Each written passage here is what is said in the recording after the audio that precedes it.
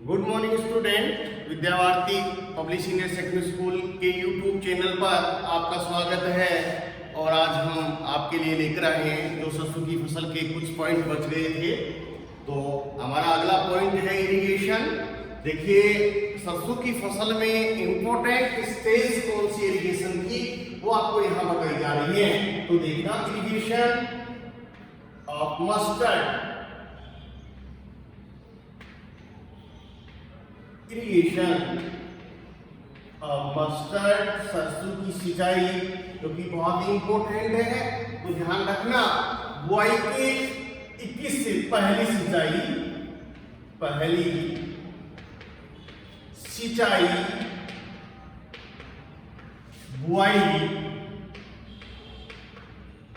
बुआई के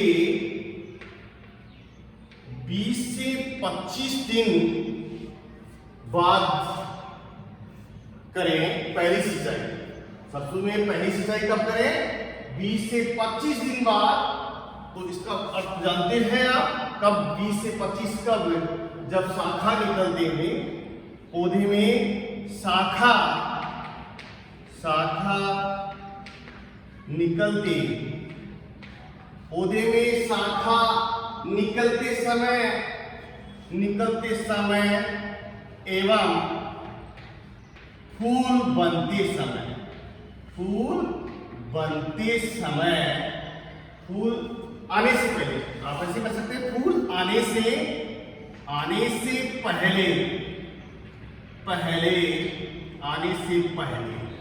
देखिए बेटा, जिस प्रकार से मस्टर्ड क्रॉप में अनेक इंपोर्टेंट है, वैसे ही हमारा सिंचाई में भी ये इंपोर्टेंट पॉइंट है सिंचाई। तो देखिए यहाँ पर पहली सिंचाई बुआई के 20 से 25 दिन बाद, यहाँ पर पूरा नहीं लिखा गया है, यहाँ पर देखना 20 से 25 दिनों बाद, अर्थात शाखा निकलते समय एवं फूल आने से पहले पहली सिंचाई अति आवश्यक है। दूसरी सिंचाई देखिए आप लोग, दूसरी सिंचाई बुआई के कितने दिन बाद में? बुआई के कितने दिन बाद में करें हम? 40 से 45 दिनों बाद। ये देखिए, दूसरी सिंचाई का निर्धारण कब करेंगे हम? 40 से 45 दिनों बाद में दूसरी सिंचाई करें। अर्थात इसमें फली निकलते समय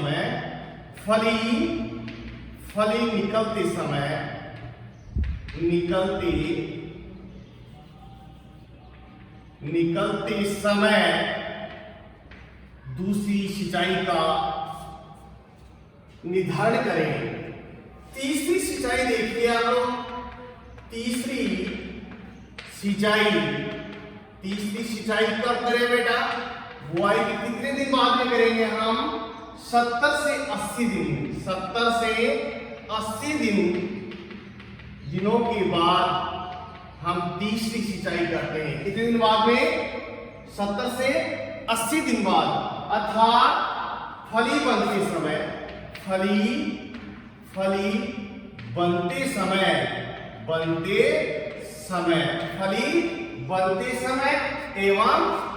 एवं दाना बनते समय।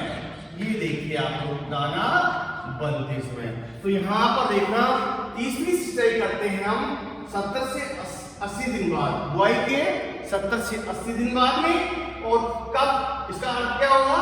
फली बनते समय एवं दाना बनते समय। और अंतिम चौथी सिंचाई है। चौथी सिंचाई देखिए बेटा, चौथी सिंचाई बुआई के कितने दिन बाद में? 90 से 100 दिनों के बाद। देखिए बेटा, यहाँ पर चौथी सिंचाई का निर्धारण करते हैं हम 90 से 100 दिन बाद, अर्थात पकते समय फसल को पकते समय, जैसे फलियां में दाना भर रहा है, उस समय हमें सिंचाई का निर्धारण करना है। तो पहली सिंचाई यहाँ पर कई बार पूछ लिया जाता है कि सरसों में दूसरी सिंचाई बुआई के कितने दिन बाद में करनी चाहिए, वो हमको पता होना चाहिए। यहाँ पर मैंने एक एक बता दिया। जैसे पहली सिंचाई बुआई के 20 से 25 दिन बाद अर्थात शाखा निकलते समय एवं फूल आने से पहले। दूसरी सिंचाई है बुआई के 40 से 45 दिन बाद अर्थात फली निकलते समय। तीसरी सिंचाई है 70 से बुआई के 70 से 80 दिन बाद अर्थात फली बनते समय एवं दाना बनते समय। इस तीसरी सिंचाई का निर्धारण करना है। और चौथी सिंचाई है वो आप लोगों को 90 से 100 दिनों के बाद में करना था, पकते समय। देखिए बेटा, किसान इस ऐसे समय का निर्धारण नहीं करता है और अपना प्रोडक्शन कम कर लेता है। वो अन्य दिनों के अंदर, इन दिनों को छोड़कर अन्य दिनों में वो सिंचाई करता है, उससे कोई लाभ नहीं है, उससे पौधा हरा बना रहता है और किसान को इतना प्रोडक्शन नहीं मिलता है। अगर किसान सिस्टमेटिक तरीके से इरिगेटेड करता है, फसल को सिंचित करता है, तो निश्चित रूप से उसका प्रोडक्शन बढ़ता है। इसके बाद में हमारा अगला प्रश्न बनता है यहाँ पर अंतराकृषि। क्या बनता है? अंतराकृषि। अंतराकृषि अंतराकृषि देखना कि निराई गुड़ाई कितने दिन बाद में करें। 20 से 25 दिन बाद में हम निराई गुड़ाई करें इसके अंदर। देखिए बेटा, क्योंकि हम सिंचाई करेंगे, सिंचाई करते ही क्या होगी, वीड्स उगेंगे, वीड्स उगेंगे तो फसल में से निकालना बहुत अति आवश्यक है। अन्यथा वीड्स क्या करते हैं, जो हमारे मुख्य पौधे होते हैं उनसे भोजन छीन लेते हैं, उनको तो कर देते हैं कमजोर, और ये जो खरपतवार होते हैं वो तंदुरुस्त रहते हैं, मोटे ताजे रहते हैं, अर्थात हरे भरे रहते हैं। ठीक है ना, वो अपनी वृद्धि इससे ज्यादा कई गुना कर लेता है और हमारी जो मुख्य फसल है उसको दबा देता है। जिससे खरपतवार मैंने आपको बताया है कि ये मुख्य फसल के पैदावार में 25 से 30% कम कर देते हैं। इसलिए इसमें अंतराकृषि करना बहुत ही आवश्यक है। तो देखना बेटा, यहाँ पर पहली निराई गुड़ाई है, पहली निराई गुड़ाई, निराई और एक गुड़ाई। इसका कार्य 20 से 25 दिन बाद में करें। ठीक है ना, ये ध्यान रखना, पहली निराई गुड़ाई कब करें, 20 से 25 दिन बाद में। ठीक है, उसके बाद में देखना सरसों का मुख्य खरपतवार है ओरावंकी है। क्या है? ओरावंकी है। अब इस ओरावंकी रसायन काम में लेंगे हम। देखना, खरपतवार नियंत्रण के लिए यहाँ पर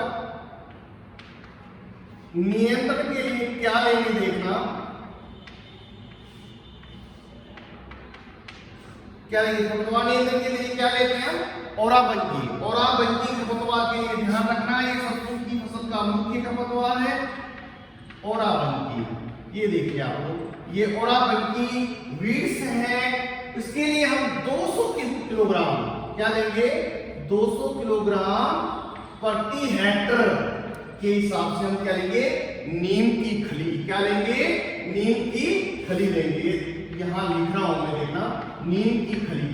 नीम की खली मृदा के अंदर मिलाने से इस ओरावंकी खरपतवार का नियंत्रण होता है।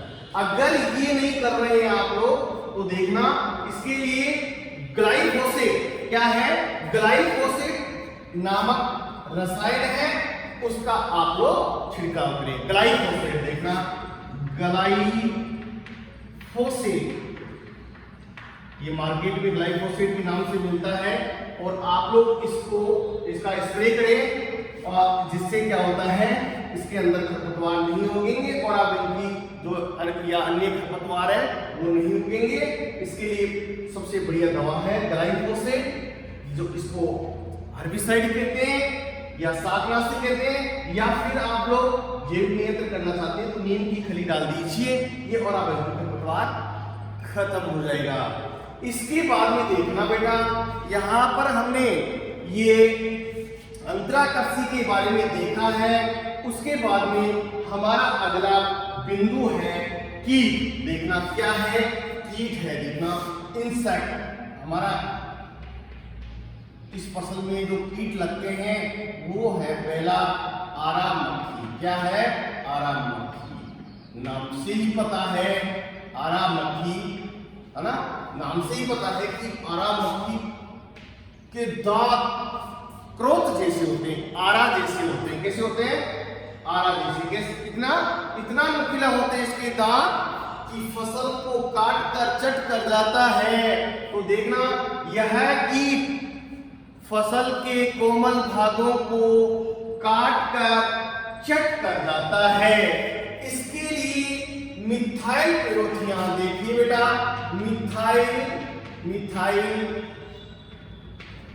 पेराथियान, इसका 2% दवा का घोल बनाकर छिड़काव करें।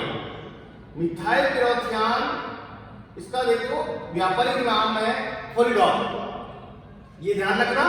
और ये आरा मक्खी के लिए मिथाइल पेरोथियान का स्प्रे करें, इससे आशातीत लाभ प्राप्त होता है। ध्यान रखना, ये दवा भी यहां बता रखिए, मिथाइल पेरोथियान। अगला हमारा कीट है पेटेंट बग। पेटेंट बग देखना, पेटेंट बग, ये देखिए आप लोग, जैसे ल्यूसर्न है, ल्यूसर्न का मतलब रिंजके की फसल में एक पेटेंट बग, जैसे लाल धब्बे से होते हैं, उसके सॉरी काले धब्बे होते हैं, उसको हम पेटेंट बग कहते हैं। ये कीट भी क्या करता है, सरसों की फसल के कोमल भागों का रस चूसकर पौधे को कमजोर बना देता है। पौधे को क्या कर देता है? कमजोर बना देता है। इसके लिए देखना बेटा, यहां पर मिथाइल पेरोथियान का 2% घोल बनाकर छिड़काव करें। घोल बनाकर क्या करें? छिड़काव। किसका? मिथाइल पेरोथियान का। ये ध्यान रखें आप लोग। इसके बाद में देखना, अगला कीट है मोइला। क्या है? मोइला, जिसको आप लोग चेपा के नाम से जानते हैं, अड़ के नाम से जानते हैं। ठीक है ना?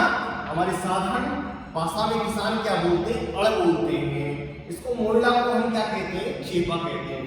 तो ये दिखने में बहुत छोटा होता है।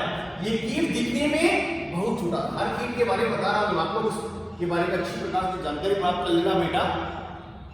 मोइला ये दिखने में बहुत छोटा होता है, लेकिन इसके कार्य खतरनाक होते हैं। इसके दांत काटने वाले, चबाने वाले और चूसने वाले होते हैं।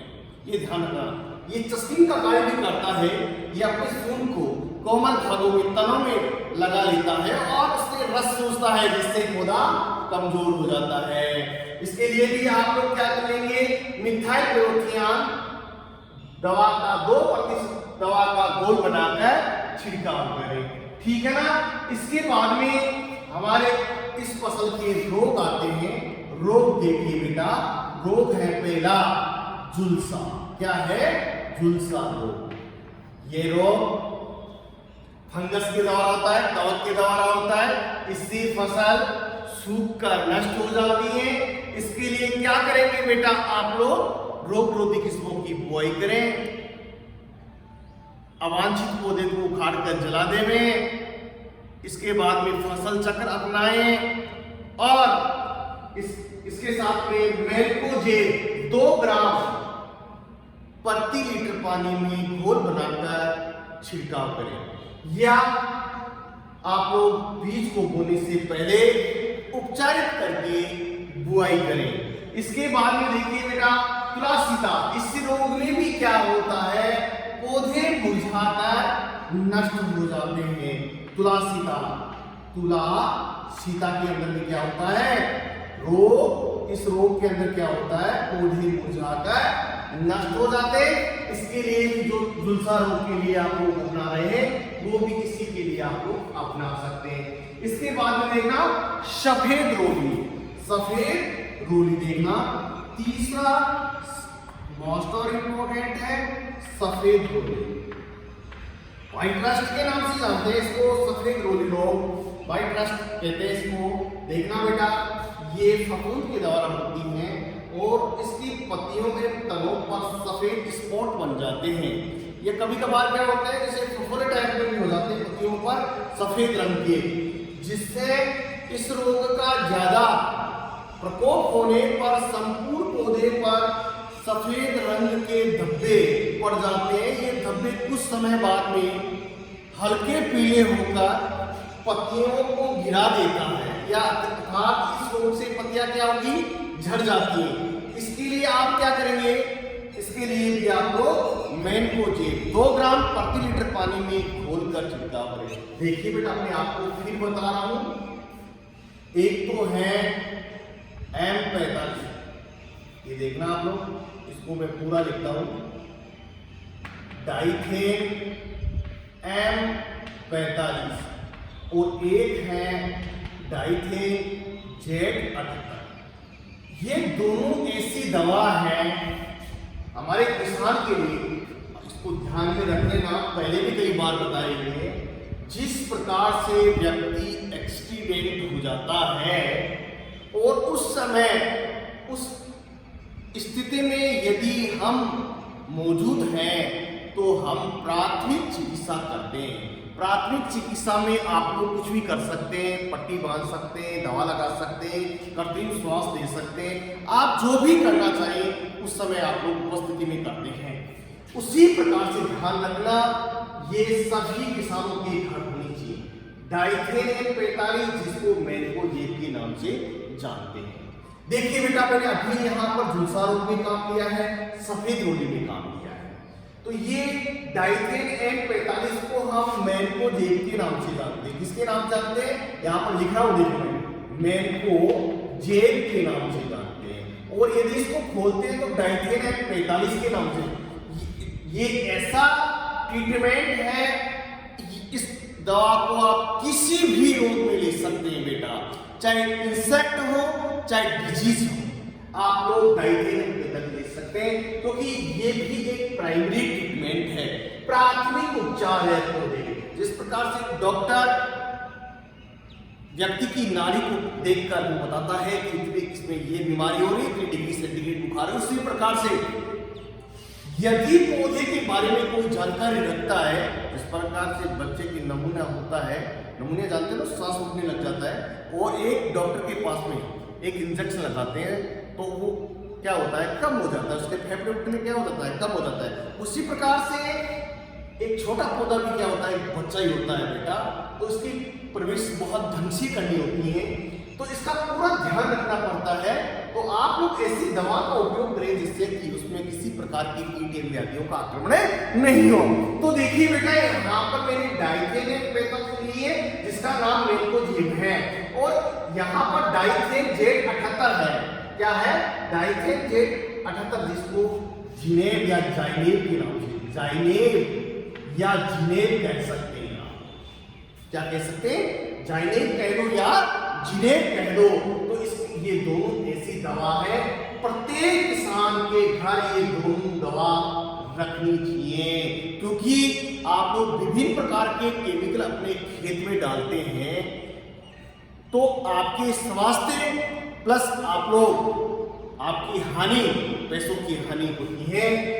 इसमें आपकी बहुत कम, फसल की ज्यादा नुकसान नहीं होती है, और साथ के अंदर हमारे जो लाभदायक कीट है वो भी नहीं मरते हैं। ये दवा बहुत ही अच्छी है, ये आप लोग उपयोग में लें।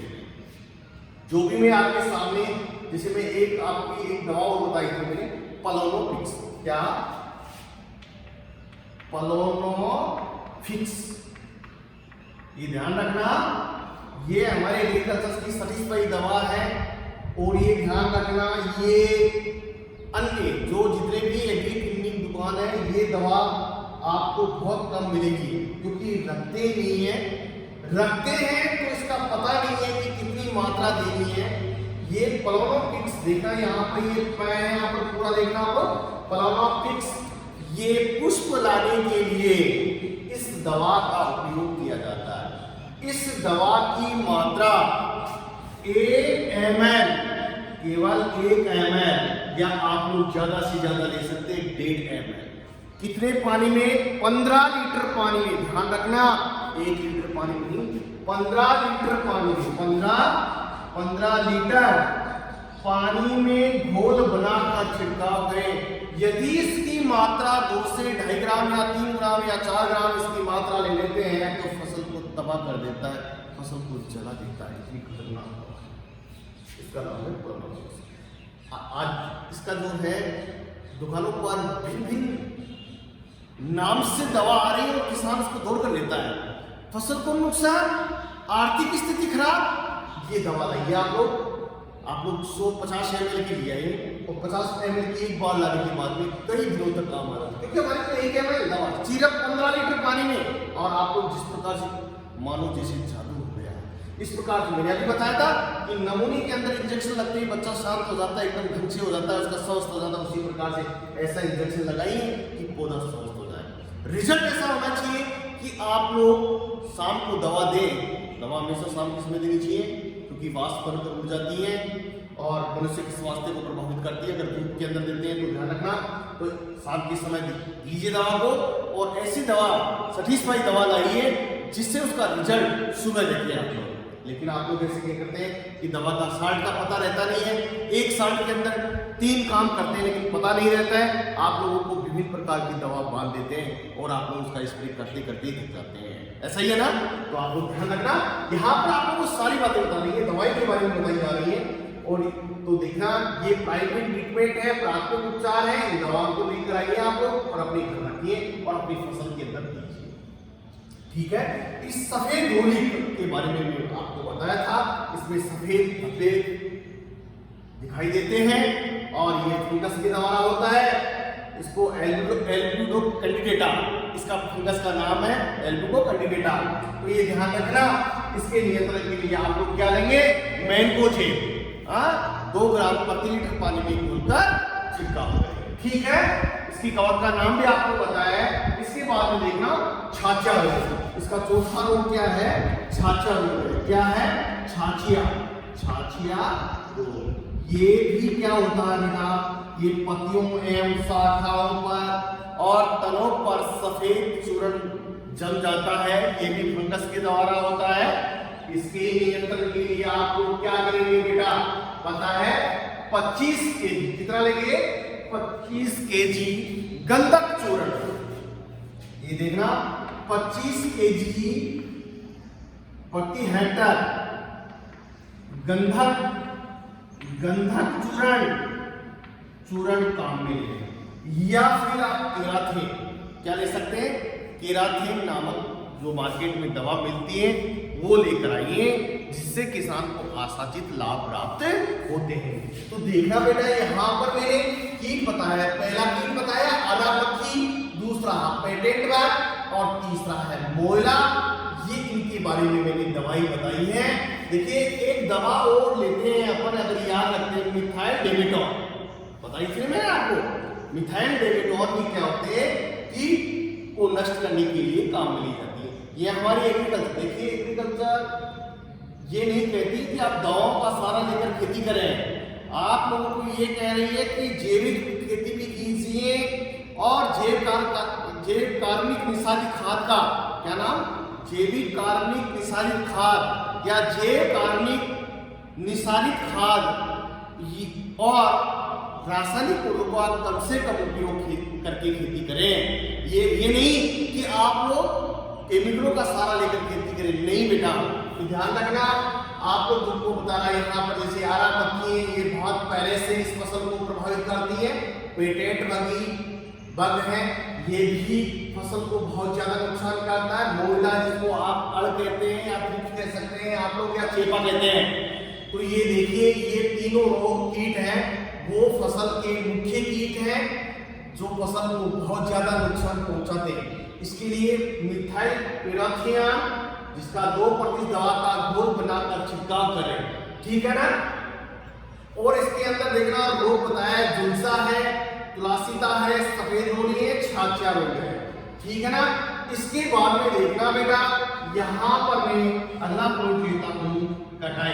क्या लेता हूँ, कटाई। देखिए कटाई एवं मंडाई का अर्थ भी आप लोग जानते हैं। यहाँ पर ऐसे देखिए बेटा, जानते हो मंडाई का मतलब कि दाने को भूसे से अलग करना, दाने को भूसे से अलग करना। एक बार और बताता हूँ आपको कि इस सरसों जेठ के अंदर प्रश्न आ सकता है कि ड्रॉपसी किससे संबंधित है, तो सरसों से संबंधित। ध्यान रखना ये इसके बीज के अंदर कंटेली का जो बीज सत्यानाशी आर्जीमोन मैक्सिकोना, सत्यानाशी का वारस नाम क्या है, आर्जीमोन मैक्सिकोना के बीज मिला दिए गए थे तो ड्रॉपसी हो गई थी, बहुत सारे लोगों की मृत्यु हो गई थी बेटा। तो ये ध्यान रखना इस फसल के अंदर ये प्रश्न भी बनता है। यहाँ पर देखना कटाई एवं मंडाई, तो यहाँ मंडाई का अर्थ देखना दाने को भूसे से अलग करना, क्योंकि हम पहले कटाई करेंगे और कटाई करने के बाद में क्या करेंगे बेटा, उसको सुखाएंगे। पुली को क्या करेंगे, या बंडल को पुली कह दो या बंडल कह दो, छोटे छोटे बंडलों में बांट कर हम बांट लेंगे और उसको खेत में छोड़ देंगे। कुछ समय 2-4 रोज बाद ये सूख जाएगी। उसके बाद में इसमें भी क्या करते हैं, एक दिन करके उसको रचाई के लिए छोड़ दिया जाता है, जिससे दाना काला हो जाए, घेरा काला हो जाए, क्योंकि पोषण के साथ 10-15 20 दिन बाद में इसकी मंडाई करते हैं, क्योंकि वो एक अच्छी प्रकार से क्या उसको बोलते हैं रचाई हो जाती है और दाना बहुत चमकीला निकलता है। तो इसके लिए हम क्या करेंगे, उसको अच्छी प्रकार से सुखाने के बाद में क्या करते हैं बेटा, उसको थ्रेशर मशीन के द्वारा हम दाने को अलग कर देते हैं। ठीक है, तो ये ध्यान रखना कटाई कब करेंगे, फरवरी और मार्च में। ठीक है, फरवरी व मार्च के अंदर, फरवरी व मार्च के अंदर इसकी कटाई करें। अर्थात ध्यान रखना पत्ते झड़ने लग जाए, किसके, सरसों के पौधे के, सरसों के पौधे के पत्ते पीले होकर झड़ने लग जाए, उस समय फसल की कटाई करने लगे। या हम अनुमान लगा सकते हैं कि इसकी जो फसल कब पकती है, फरवरी मार्च में पककर तैयार हो जाती है। तो ये ध्यान रखना इसकी कटाई फरवरी मार्च में कर ले, या फिर ध्यान रखना सरसों के पौधे की पत्तियां पीली पककर झड़ने लग जाए, उस समय हम इसकी कटाई कर लेते हैं। अब देखना बेटा यहाँ पर एक पर्सन वेरी मोस्ट इंपोर्टेंट और बन रहा है इस फसल का, वो मैं आपके सामने यहाँ पर लिख रहा हूं, वो देखना आप लोग। ठीक है, तो देखिए आप लोग,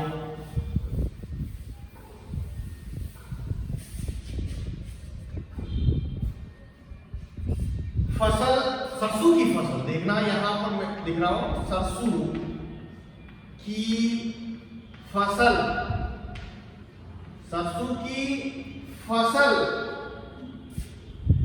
को पाले से बचाना। यहां पर सरसों की फसल को पाले से बचाना या फसल का पाले से बचाना, क्या लिखे, फसल का पाले से बचाव, फसल का पाले से बचाव, ये भी लिख सकते हैं, लेकिन यहां पर हम ये लिख रहे हैं सरसों की फसल को पाले से बचाव, या ऐसे जो बचाव के उपाय। ठीक है, यहां पर सरसों की फसल को पाले से बचाव के निम्नलिखित उपाय है। बहुत सिस्टमैटिक तरीके से प्रश्न देना, उत्तर देना है। क्या लिखा मैंने यहां पर प्रश्न से, सरसों की फसल को पाले से बचाव के उपाय बताइए। तो यहां पर प्रश्न ये है, इसको शुरू करने से पहले तो देखना मैं यहां पर उत्तर दे रहा हूं, सरसों की फसल को पाले से बचाव के निम्नलिखित उपाय है, या निम्न उपाय है। तो देखना यहां पर पहला नंबर डालिए, पहला नंबर डाल दिया आपने, क्या, पाला गिरने की संभावना हो, देखना पाला गिरने की संभावना हो तो हल्की सिंचाई कर दे रहे हैं। ठीक है बेटा, ये पहला पॉइंट है, अन्य फसलों को भी यदि पाले से बचाव करना है तो यही पॉइंट देना है, ठीक है ना, चाहे कोई भी फसल हो। नंबर 2 देखिए, खेत के चारों ओर धुआं कर देंगे, खेत के चारों ओर धुआं कर देंगे। ऐसा करने से क्या होता है, वातावरण नम बन जाता है और वो डायरेक्ट फसल को हानि नहीं पहुंचाती, क्योंकि सरसों की फसल बहुत ही संवेदनशील है, ध्यान रखना। और ये पाले की चपेट में आने पर संपूर्ण तरीके से संपूर्ण बल जाती है या जल जाती है, ध्यान रखना। नंबर 3 देखिए आप लोग, 0.1% H2SO4 सांद्र सल्फ्यूरिक अम्ल का घोल बनाकर छिड़काव करें। मीन्स ध्यान रखें, 1 लीटर में 1 लीटर पानी में 1 ml, कितना, 1 ml। इसका अर्थ यही है 0.1% H2SO4 सांद्र सल्फ्यूरिक अम्ल का घोल बनाकर छिड़काव करें। इसका अर्थ देखना, 1 लीटर पानी में 1 ml क्या H2SO4 मिलाकर छिड़काव करने से आशातीत लाभ हो जाता है और हमारी फसल पाले से बच जाती है, ठीक है। चाहे सरसों की हो, चाहे अन्य फसल हो, किसी भी फसल के अंदर हम पाला यदि गिर रहा है तो हम इसके उपाय ये कर सकते हैं। 3 उपाय है, तीनों उपायों को अच्छी प्रकार से आप लोग याद कर लेना। इसके बाद देखना बेटा, उपज देखिए, उपज देखना, उपज कितनी होती है, इससे कटाई देख लिया, पाले से बचाव देख लिया। इसके बाद में उपज देखिए तो उपज कितनी, 15 से 25 क्विंटल, 15 से 25 क्विंटल प्रति हेक्टेयर उपज प्राप्त होती है। कितनी होती है, 15 से 25 क्विंटल प्रति हेक्टेयर उपज प्राप्त होती है, ठीक है बेटा। तो ये देख लेना आप लोग, आपके सामने यहाँ पर इरिगेशन पॉइंट बताया, आपको अंतरा कृषि बताया, कीट रोग और सरसों की फसल को पाले से बचाव के उपाय, ये ध्यान से देखिए बेटा आप लोग। इसके बाद में देखते हैं हम आगे, हमारा टॉपिक है वो देखना यहाँ पर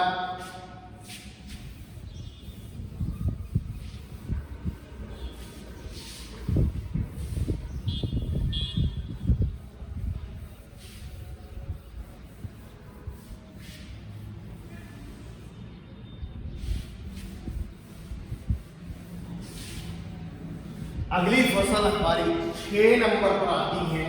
क्या अगली 6 नंबर पर देखना, अगली है तारामीरा, जिसको अंग्रेजी में हम क्या कहते हैं, रॉकेट रेस, क्या कहते हैं, रॉकेट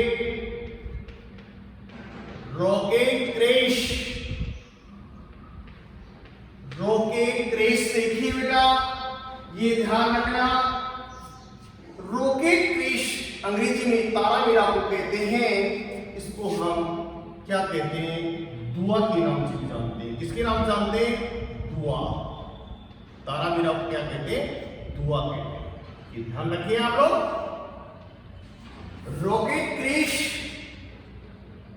जिसको हिंदी में हम कहते हैं तारामीरा, इसका वानस्पतिक नाम देखिए बेटा, इरुका सटाइवा। क्या है, इरुका सटाइवा, क्या है, इरुका सटाइवा। तो ये ध्यान रखना, मैं लिख रहा हूं यहां पर इरुका सटाइवा, ये देखना आप लोग, ठीक है। क्या दिया मैंने, इरुका सटाइवा, इसका वानस्पतिक नाम है और इसका जो फैमिली है, परिवार, ये किस परिवार से बिलोंग करती हैं, तो ये ध्यान रखना सरसों कुल की है। ये सीधी सी बात है, कुर्सी फेरी या ब्रेसिकेसी। देखना ब्रेसिकेसी, ठीक है। इसका फैमिली इसको हम कह सकते हैं कुर्सी फेरी, सरसों कुल की है। यदि हम देखना अभी गोभी की बात करते हैं, फूल गोभी कौन से कुल की है पता है आपको? क्योंकि गोभी क्या है, ब्रेसिकेसी, सरसों की है। देखना है, तो ये ध्यान रखिए, ब्रेसिकेसी कह दो या कुर्सी फेरी कह सकते हैं। तो ये ध्यान रखना। इसका ओरिजिन देखिए, ओरिजिन आपके बुक में इसका ओरिजिन नहीं दे रखा है, लेकिन यहाँ पर ओरिजिन की जानकारी प्राप्त होनी चाहिए बेटा। तो ये ध्यान रखना, इसका ओरिजिन क्या है, दक्षिणी यूरोप। क्या है, दक्षिणी यूरोप, दक्षिणी यूरोप।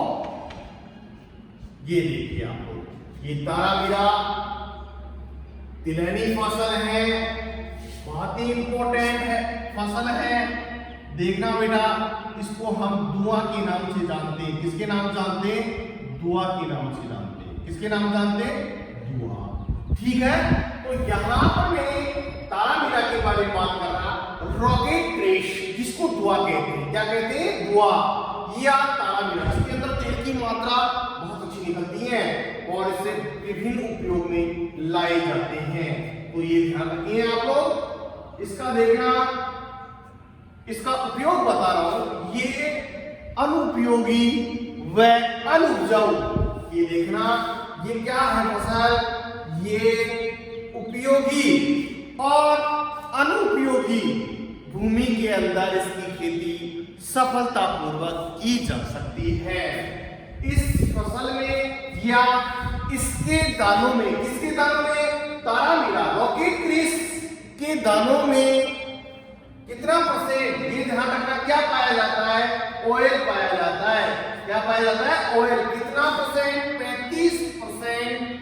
35% तेल पाया जाता है, तेल पाया जाता है, ठीक है। ये ध्यान रखिए, इसके इंपोर्टेंस के बारे में आप जानकारी लेंगे कि इसमें 35% तेल पाया जाता है और इस फसल को रबी ऋतु में उगाया जाता है। किस ऋतु में उगाया जाता है, रबी ऋतु में उगाया जाता है। और इसकी खली का उपयोग पशुओं को खिलाने के लिए उपयोग में लाया जाता है। किसमें लाया जाता है, पशुओं को खिलाने के लिए काम में लिया जाता है, ठीक है बेटा। इसके बाद में इसका इंपोर्टेंस देखिए आप लोग, देखिए आप इंपोर्टेंस। इसके बाद में इसकी क्लाइमेट देखिए, क्लाइमेट यहां पर क्लाइमेट ये 6 नंबर पर है।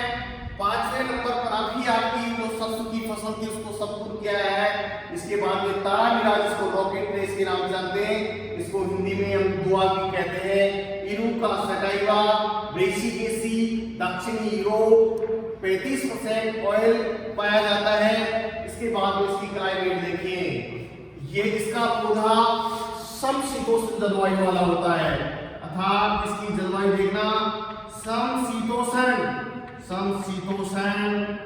समशीतोष्ण जलवायु की आवश्यकता होती है, अर्थात इसको कह सकते हैं हम ठंडी एवं शुष्क जलवायु की आवश्यकता होती है। क्या, समशीतोष्ण या ठंडी एवं शुष्क जलवायु की आवश्यकता। एक भी पॉइंट नहीं छोड़ा जा रहा है, आप लोगों को सिस्टमेटिक तरीके से बताया जा रहा है बेटा, ध्यान रखना। यहाँ पर समशीतोष्ण जलवायु या ठंडी एवं शुष्क जलवायु। पौधे की वृद्धि के लिए ध्यान रखना, वृद्धि के लिए यहाँ पर देखना, पौधे की वृद्धि के लिए 15 से 30 डिग्री 15 डिग्री से 30 डिग्री सेंटीग्रेड तापमान बहुत अच्छा रहता है, ठीक है बेटा। यहाँ पर टेम्परेचर मैंने बताया है कि 15 डिग्री से 30 डिग्री सेंटीग्रेड तापमान बहुत अच्छा रहता है। इसके बाद में देखना, मृदा देखना, सोहेल देखिए मृदा, इसकी सफल खेती के लिए बलुई दोमट मृदा, कौन सी मृदा? बलुई दोमट मृदा बहुत अच्छी रहती है। और भूमि का पीएच मान कितना बेटा? 6 से 8.5 के मध्य बहुत अच्छा रहता है। तो देखिए बेटा, यहाँ पर आप लोगों को इंपोर्टेंस की जानकारी करवाई है, यहाँ जलवायु दिखाया है आपको मृदा के बारे में। बलुई दोमट मृदा बहुत अच्छी रहती है और इसका पीएच मान कितना है? 6 से 8.5 के मध्य होना चाहिए। तो इसकी अब किस्म है जो हम कल बात करते हैं बेटा। तो इसको देखना बेटा, आप घर अगर ये आप जो बोर्ड पर हमने बताया इस फसल को, तो घर बैठकर इसको देखना बेटा, क्योंकि इसमें बहुत सारे देखना। यहाँ पर तारा मीरा का दूसरा नाम रॉकेट फेस के नाम से जानते हैं, जिसको दुआ कहते हैं। तो इसको आप लोग अच्छी प्रकार से याद करना। धन्यवाद।